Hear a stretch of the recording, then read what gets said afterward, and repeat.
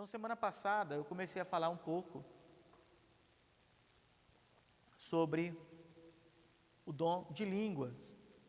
Fizemos o paralelo lá com Babel, quando Deus envia as línguas e gera confusão na construção que aqueles homens estavam tendo de uma torre para chegar aos céus. Agora Deus começa a edificar a sua igreja. O Senhor Jesus fala em Mateus capítulo 16, sobre essa pedra edificarei a minha igreja. A tradição romana acreditou que era edificar um templo sobre o sepulcro de Pedro, né? Dizem que Pedro está enterrado lá na Itália, e construíram uma catedral sobre isso. Mas, contextualmente dizendo, a igreja é edificada sobre Cristo. Paulo vai dizer aos coríntios que ninguém pode pôr outro fundamento ao qual já está posto, que é Jesus Cristo. Então, Cristo é o fundamento dessa edificação, e que nessa edificação as pessoas vão construindo de todo tipo de material, mas o fundamento é Cristo, e que a igreja precisa estar firmada na doutrina, no fundamento dos apóstolos, cuja Cristo é a pedra angular de esquina. Em Pedro, 1 Pedro chega a dizer que nós somos as pedras de uma construção espiritual. Então, lá em Atos capítulo de número 2, o primeiro sinal é o sinal evangelístico, que a igreja estava recebendo idiomas para falar a outros povos. A segunda característica é o paralelo sobre o destino da construção. Se a primeira construção que falava uma só língua estava sendo construída para subir para onde? Para o céu. Essa que fala várias línguas, a primeira foi dada um monte de língua e elas ficaram confundidas. Nessa, eles falavam uma só língua, foram dados um monte de língua e outras pessoas começaram a entender. Então, não teve confusão, teve esclarecimento para o objetivo da construção da igreja até os céus. Sai a figura de Babel, entra a figura da igreja, sai a figura de Nimrod e entra a figura de Cristo sendo aquele que está projetando essa construção. Então nós vamos desenvolver um pouco mais isso. Como que é as línguas, qual que é a finalidade? Por que uma pessoa naquele tempo, e aí nós vamos a ter primeiro a contextualização do tempo. Eu não posso começar a falar com você como que é a língua hoje, como que é a profecia hoje, não sei o quê, sem eu contextualizar sobre o texto.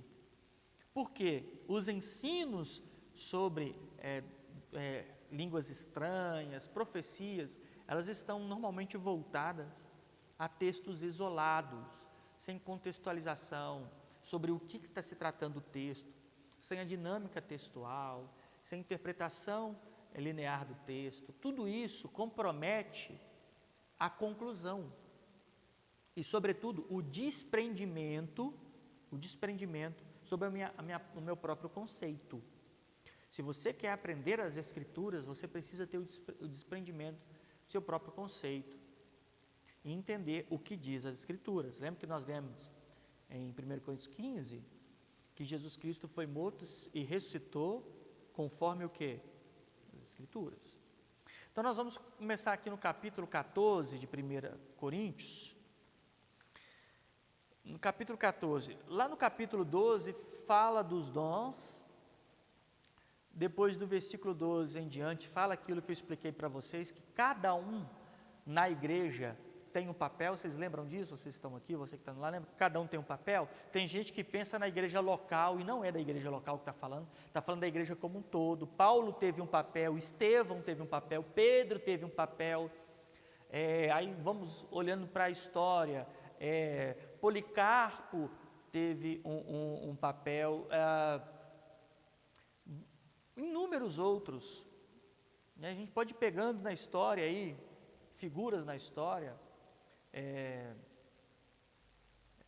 Lutero teve um papel, Calvino teve um papel, Wesley teve um papel, né? O João, que vai ver esse vídeo, teve um papel, o Tião entendeu? Cada um tem um papel dentro do corpo, e cada um é um membro dessa estrutura.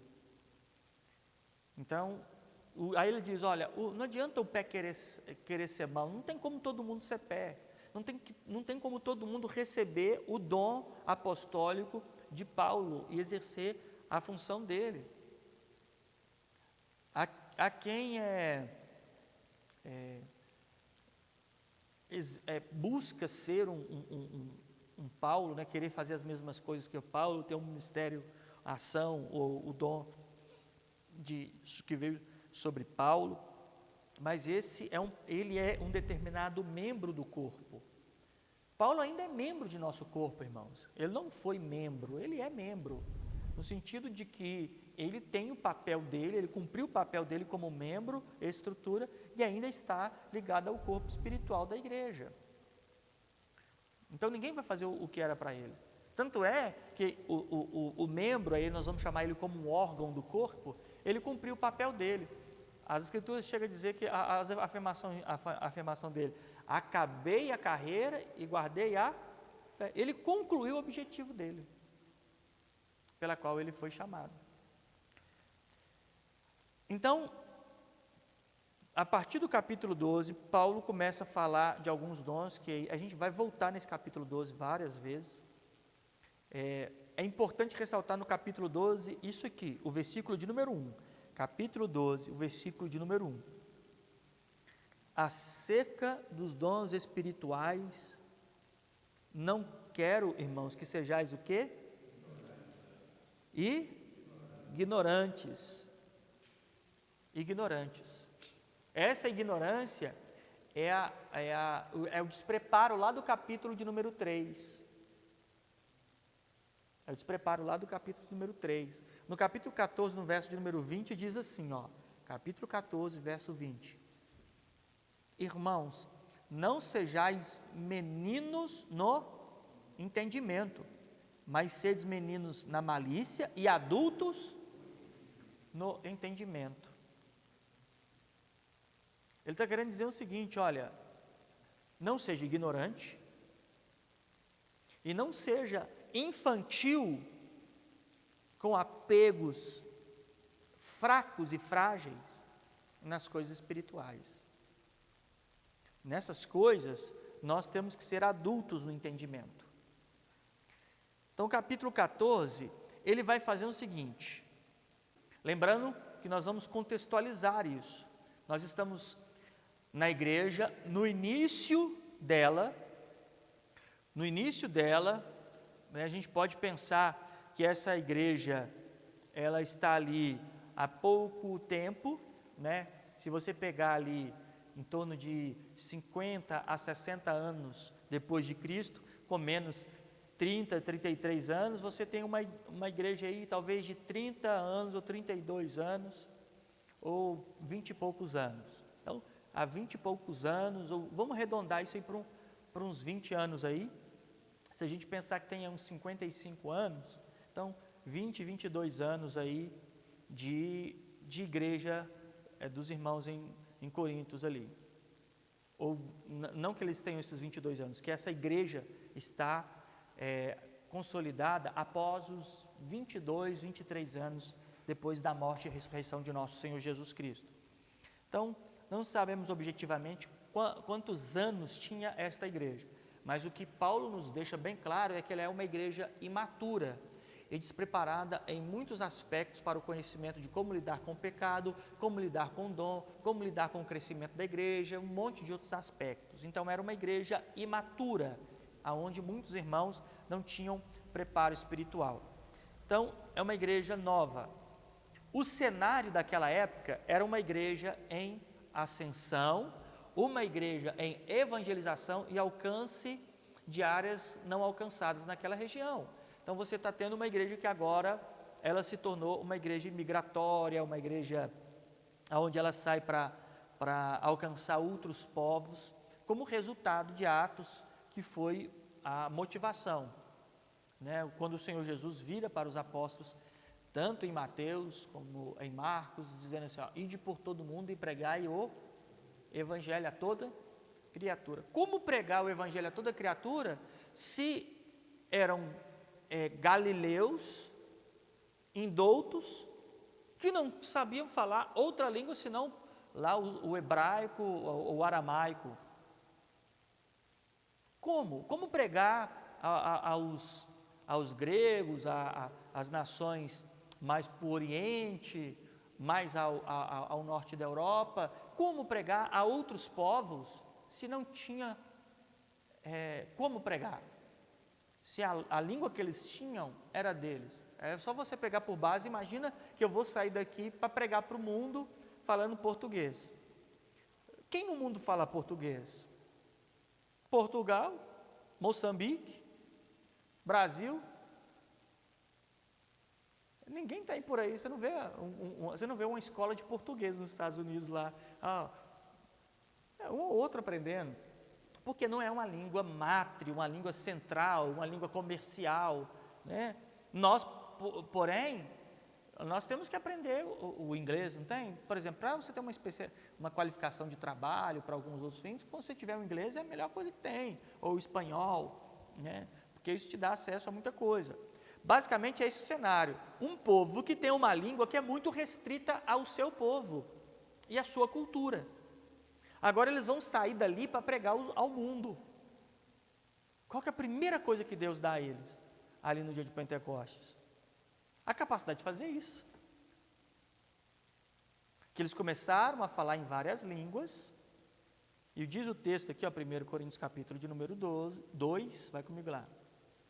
1 Coríntios capítulo, Atos capítulo de número 2, que eu estou lá em Coríntios. Atos capítulo de número 2,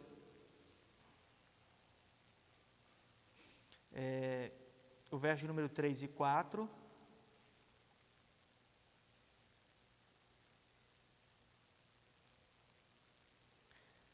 Diz assim: e foram vistas como línguas repartidas como de fogo. Lembra que eu te falei que isso aí é aquela tocha, né, que desceu sobre eles. A língua aqui não é língua de fogo na boca. E as quais pousaram sobre cada um deles. E todos foram cheios do Espírito Santo e começaram a falar em outras línguas, conforme o Espírito Santo lhe concediam que falassem. Verso número 7.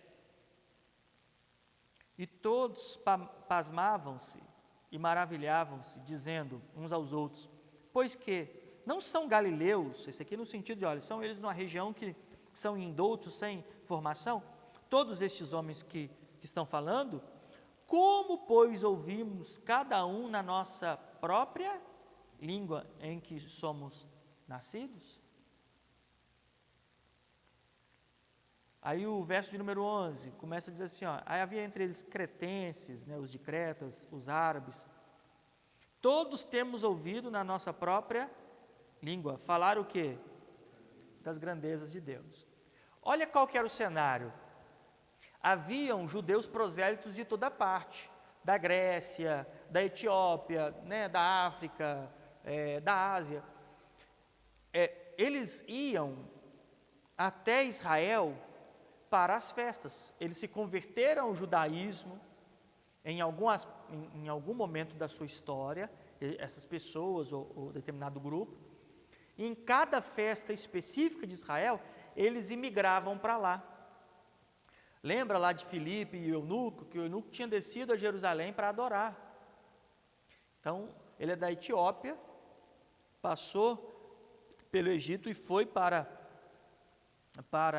Israel, Jerusalém, ou seja, ele saiu do continente africano para lá, para cultuar. Assim também, no dia de Pentecostes, que era os 50 dias depois da colheita, que era uma festa do calendário judaico, mobilizava as pessoas naquela região, até mesmo porque eram festas que eram antecedidas pela Páscoa e sacrifícios. Então descia povos de toda a gente, porque os judeus, como a própria samaritana em João capítulo 4 deixa bem claro, diz que os judeus acreditavam que era em Jerusalém que se tinha que adorar, não é assim? Então se tinha judeu de toda parte, para onde que eles iam? Para Jerusalém. E vocês acham que eles cada um adorava na sua própria língua ou eles respeitavam a santificação dos judeus e adoravam a Deus na língua dos judeus? Você acha que tinha lá uma Torá para cada língua? Ou a Torá que era lida nas sinagogas era em hebraico e aramaico? Essa era a língua da fé. Eles iam para lá para isso. Assim como a própria história no catolicismo, na Idade Média, restringiu a fé à linguagem própria deles, que era o latim, que se tornou a língua santificada do catolicismo, né? Não podia fazer uma missa em outro idioma. As pessoas não era a língua materna delas, mas se elas entravam em culto religioso, tinha que ser em latim.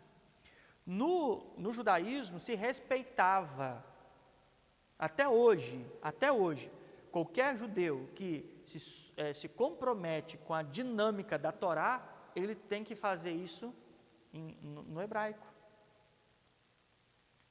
Então a surpresa deles é o seguinte: espera, esse pessoal é galileu, são judeus aqui da Galileia, e em vez deles estarem apegados ao cerimonial e ao rito de ter que falar em hebraico, no idioma dos hebreus, dos judeus, agora cada um está falando no nosso próprio idioma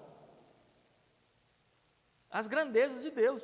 Dentro de Jerusalém, Israel, as grandezas de Deus eram faladas no idioma da Torá. Agora estavam sendo ditas em todos os idiomas. E eles começaram a ficar surpresos. No mínimo deve estar bêbado, porque não é assim que funciona. Tinha que estar falando em hebraico. Agora não, estão falando todo tipo de idioma. No mínimo tomaram a mais aí, perderam o fim da meada. Mas não, ali havia um propósito. O propósito era que agora o evangelho não estava restrito aos judeus. Agora ia se cumprir aquilo que estava em Lucas, que esse evangelho do arrependimento ia ser pregado a todas as nações. Aí então, a igreja dentro daquele contexto contemporâneo, motivado para o propósito evangelístico emergencial. O que significa propósito evangelístico emergencial? Que naquele momento era necessário que o evangelho fosse avançando aqueles povos, e para isso Deus preparou imediatamente aquelas pessoas a falarem as línguas que eles não conheciam, para que eles pudessem falar aos outros. Então eles saíram dali já formados para isso, para conseguir falar em outros idiomas. A igreja dos primeiros séculos, ali os primeiros anos, estes dons ficaram essencialmente latentes neles. Eles estavam envolvidos com esses dons. Por quê? Porque o centro do mundo estava ali, em torno do Mediterrâneo. Era o centro do mundo. Você pegava ali de Alexandria,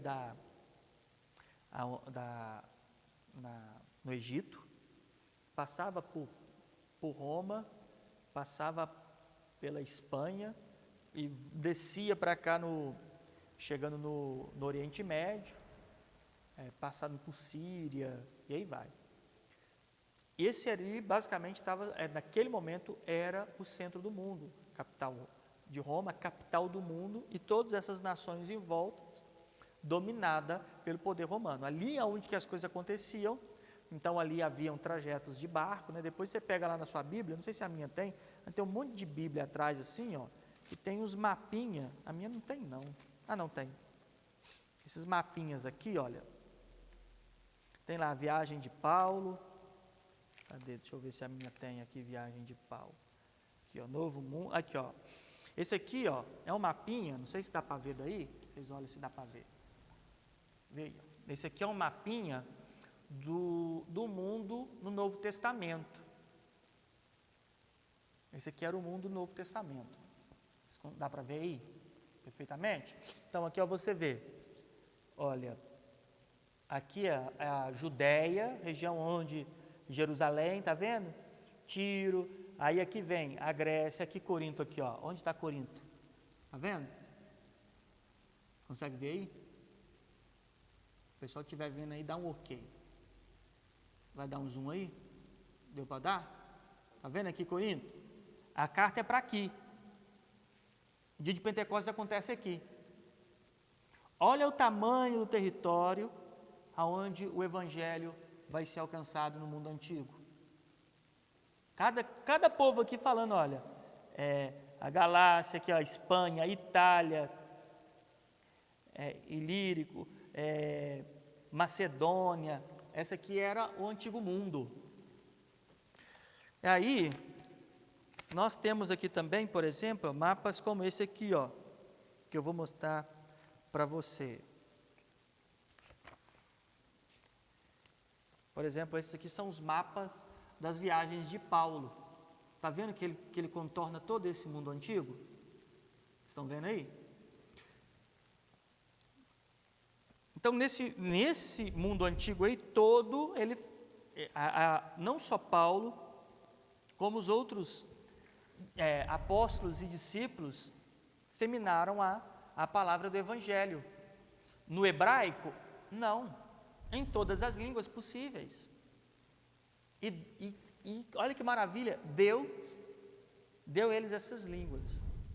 É interessante, não entrando no aspecto de juízo dessas coisas, mas só fazendo uma análise, é interessante que as línguas de hoje em dia, ninguém entende. E as línguas daquela época, todo mundo entendia. As línguas de hoje é só o crente que entende. As línguas daquela época, os descrentes não entendiam. Eles ouviam na sua própria língua.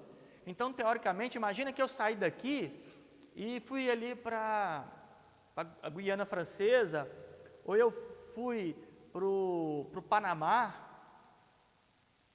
Chegando lá, falei fluentemente o idioma deles e consegui falar para eles da grandeza de Deus sem nenhuma dificuldade.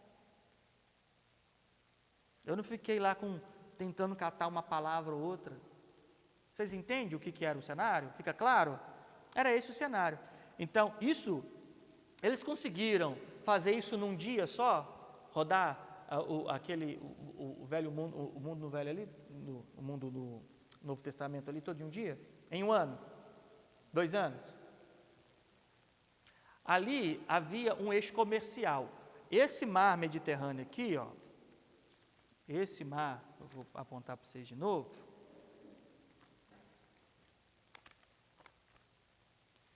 Aqui, ó.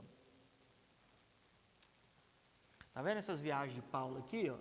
Está passando sobre esse mar aqui, ó, que aqui era o mar Mediterrâneo, esse mar central aqui. Esse mar Mediterrâneo aqui era o eixo de comércio. Como é que eles faziam comércio aqui? De barco. Então, como é que Paulo saía daqui? Deixa eu tentar mostrar. Sair daqui para chegar aqui?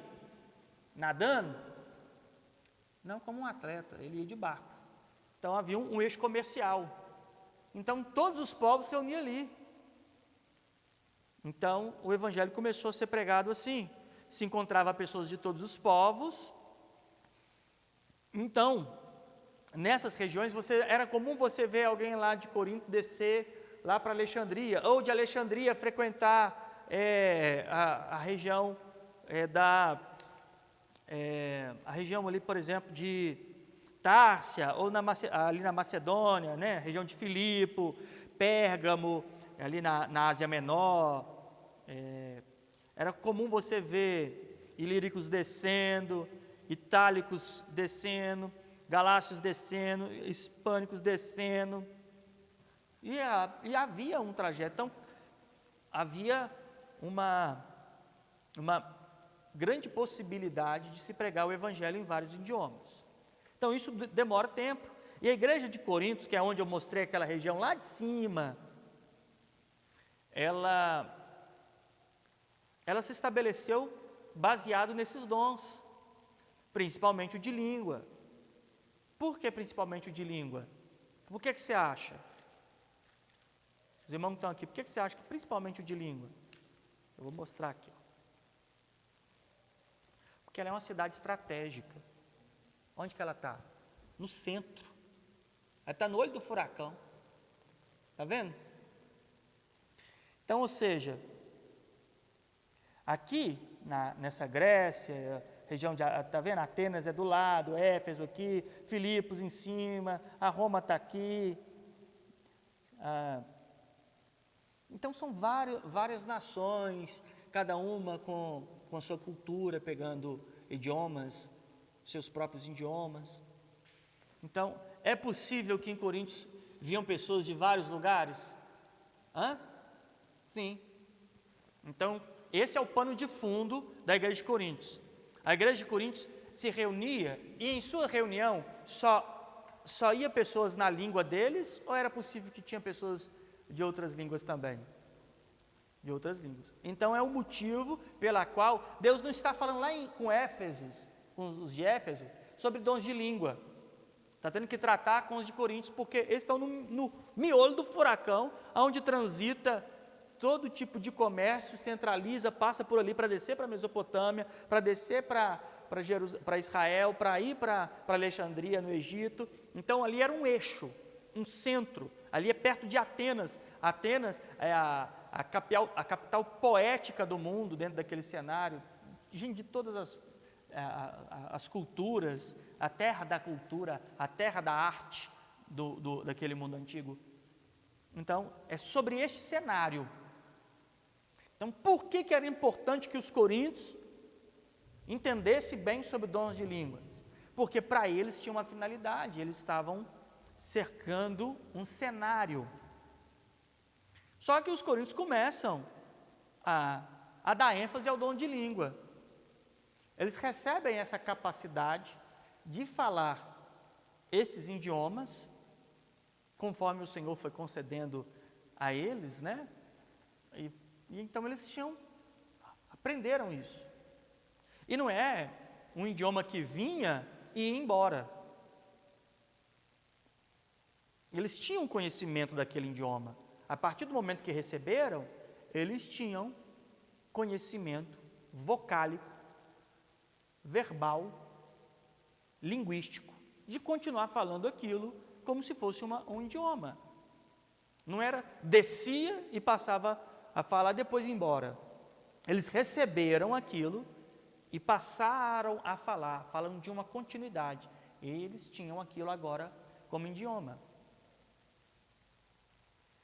Aí, Paulo cita o dom de línguas no capítulo de número 12, capítulo de número 13 ele trata do amor. Aí o capítulo 14 ele está instruindo essa igreja, dentro daquela região que eu te falei, central lá, os irmãos que reúnem ali e que têm pregado o evangelho a muitas pessoas. Capítulo 14, segue o amor do capítulo 13, que ele diz: procurai com zelo os dons espirituais, mas principalmente o quê? O de profetizar. Por que fala assim, olha, agora você procurem os dons, busquem a Deus nos capacita, porque a igreja precisa entender o cenário que ela está e buscar a Deus os dons que ela precisa para aquele cenário. Então, entenderam o cenário? Entendiam. Então, busquem a Deus os dons espirituais. Aí só que a percepção de Paulo ao conhecer todo o propósito de Deus, e principalmente em Coríntios, ele diz, principalmente o de profetizar. Existe uma interpretação muito resumida e muito pobre do que é profetizar.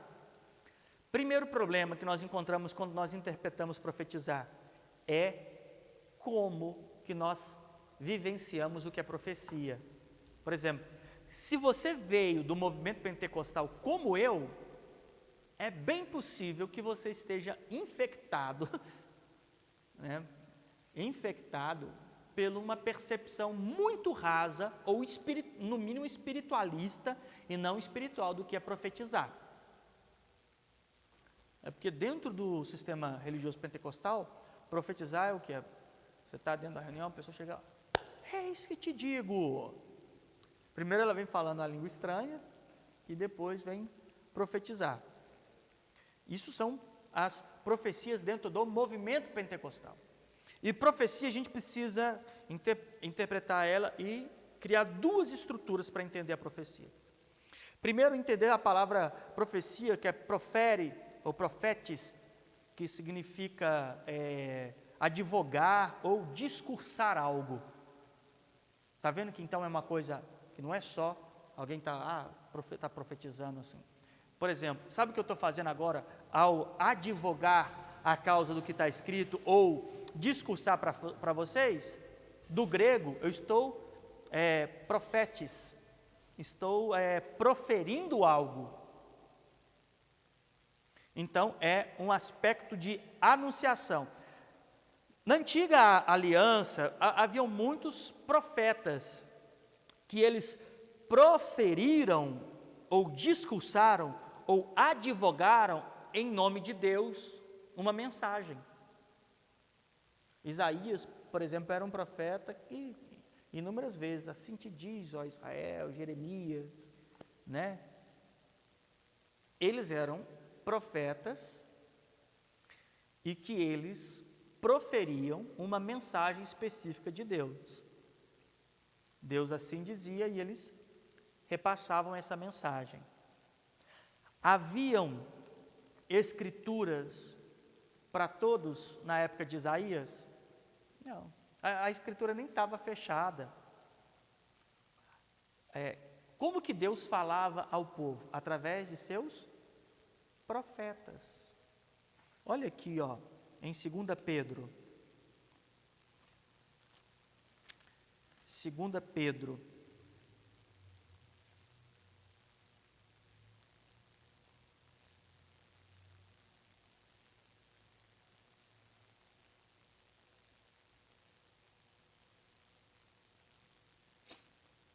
Capítulo de número 1.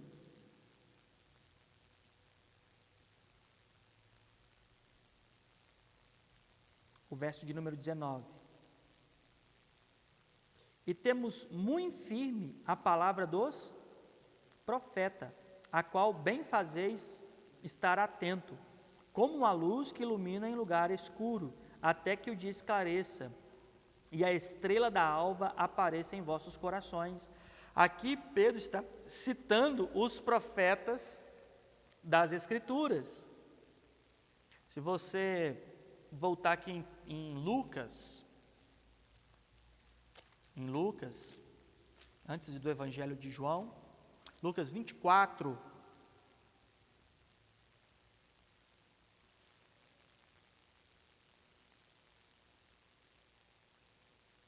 Lucas 24, 44. E disse-lhe, são estas palavras que vos disse, Lucas 24, 44, são essas palavras que vos disse, estando ainda convosco, convinha que se cumpria tudo o que de mim estava escrito, aonde? Na lei de Moisés, que mais? Nos profetas e nos salmos. Então os profetas da antiga aliança profetizaram e aquilo se tornaram escritura para apontar para o Messias, o ungido de Deus. Então essa era uma função daqueles que proferiam. Depois, as escrituras da antiga aliança ficaram completas. E você vai ver Estevão, por exemplo. Estevão, quando prega, ele não cita todas as escrituras? Eu vou perguntar, quando Estevão está lá em Atos, falando àqueles religiosos, ele começa a proferir as escrituras, ou discursar as escrituras, ou advogar em torno das escrituras, se ele está proferindo, então o que ele está fazendo ali? Profetizando.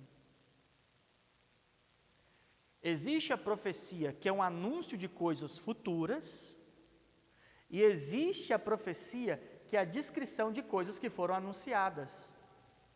Eu tenho a profecia, que é o aviso das coisas futuras, e tenho a profecia, que é a descrição das coisas que foram anunciadas. Estevão começa a falar das coisas que foram anunciadas, então ele está o quê? Profetizando. O movimento religioso positivista sempre diz assim, ô irmão, profetiza aí na sua vida, assim, profetiza a bênção, profetiza a vitória. Querem dar a ideia de que se eu falar uma coisa de forma positiva, Deus vai assinar embaixo. Eu já citei uma vez aqui, que uma vez estava trabalhando numa máquina da empresa que eu trabalhava há muitos anos atrás, e o cara estava tentando uma coisa e ele era evangélico, né? Aí eu disse assim, olha, esse negócio desse jeito aí não dá certo não. Eu estava falando de maneira técnica, porque eu olhei para a forma que estava. Aí falou, que isso, irmão, profetiza benção. Falei assim, aí você me complicou, porque eu sei que não vai dar certo, eu vou estar mentindo, não vou estar profetizando. Se eu falar que eu sei que uma coisa não está dando certo e falar que vai dar certo, é profecia ou é mentira? Então, eu falei, não, irmão, você não está me chamando para profetizar, você está me chamando para mentir. Ou para me enganar, porque não vai dar certo. Como de fato não deu, porque minha profecia primária estava mais correta do que a segunda que ele queria, né? Eu falei o que estava no manual, falei o que estava escrito, foi um profeta das coisas que já estavam escritas. Então, profecia não é isso. Volta lá em 1 Coríntios 14, que está dizendo assim, olha, a igreja está em ascensão e em grande crescimento da anunciação do evangelho em toda parte. Lembra do que o Senhor Jesus disse em Mateus 28? Ide por todo mundo e pregai o evangelho. O evangelho chegou a Corinto. Chegou naquela região, está sendo pregada dentro de um corpo congregado ali. Esse corpo congregado recebe irmãos de toda parte. E agora ele está dizendo assim, olha, vocês têm falado vocês falam em línguas, mas fiquem atentos, porque eu quero que vocês mais profetizem. É mais importante vocês profetizar do que vocês ficar exercitando idiomas que vocês receberam. Volta o capítulo 14, verso de número 1. Segue o amor, procurai com zelo os dons espirituais, mas principalmente de profetizar. Profetizar é o que? Proferir, anunciar, discursar, advogar. Verso de número 2. Porque o que fala em língua estranha não fala aos homens senão a Deus. Aqui é aquele negócio que eu falei aquele dia. Tem gente que fala assim, ó, falar em língua estranha é bom que o diabo não escuta, que a gente só fala com Deus. Mas língua estranha, eu acho que o problema que nós causamos está sobre o adjetivo aí, estranho. Para a gente é estranho uma coisa esquisita, né? Mas você já ouviu falar na palavra estrangeiro? O que é um estrangeiro? É um estranho, aquele que não é da minha pátria. Língua estranha é a língua estrangeira. Não é a língua esquisita. Está vendo a diferença? É que nem o uso da palavra alienígena. A gente acha que alienígena é alguém que é do espaço, né? Um verdinho. Mas alienígena é todo aquele que é de fora de um contexto, de uma nação, de um povo. Ele é além daquilo. É isso. É quando a palavra é empobrecida. Quando o termo é empobrecido. Então, língua estranha aqui é língua estrangeira. Então, vamos pegar esse estranho que parece que é uma língua confusa, que ninguém entende, às vezes nem o que está falando sabe o que é, para uma língua estrangeira, lembrando do contexto que eu te falei, de todo aquele contexto. Então, verso número 2. Porque o que fala a língua estrangeira não fala aos homens, senão a Deus, porque ninguém o entende. Ninguém o entende. Em espírito fala em mistério. Aqui dá a sensação de que está falando uma língua espiritual, né? Mas imagina uma coisa. Imagina que estamos reunidos aqui e eu começo a orar em mandarim ou em russo. É uma língua estrangeira? Quando eu começo a orar nesse sentido, ou falar nesse sentido, eu vou estar edificando vocês? Você que está aí, se eu começar a falar aqui em russo, em alemão, né, ou em javanês, né, ninguém vai entender. Vai edificar alguém? No muito que vai sair, é alguém falar assim, pô, o Elielto fala um monte de idioma diferente. É o máximo que vai sair. Olha o contexto. Porque o que fala em língua não fala aos homens. Ele está falando de um grupo em que aquela língua está sendo dita não faz parte daquele grupo. Mas se eu falo russo e começar a orar em russo, falar das grandezas de Deus, começar a salmodiar em Deus em russo, eu vou estar falando a Deus? Sim ou não? Assim como se eu estivesse falando português. Porque eu te pergunto, Deus conhece russo, irmão? Hã? Ou você é daquela que Deus é brasileiro? Deus conhece russo? Deus conhece o mandarim? Conhece. Se eu começar a falar, a orar em inglês, a orar em espanhol, a orar em mandarim, você acha que Deus vai entender o que eu estou dizendo? Sim ou não? Sim. Vai compreender o que eu estou dizendo. As pessoas que não conhecem essa língua, vão entender o que eu estou dizendo? Não. Então, se eu falar em línguas estranhas, eu não estou falando aos homens que estão ao meu redor, porque se eles não sabem essas palavras, eu vou estar falando exclusivamente a quem?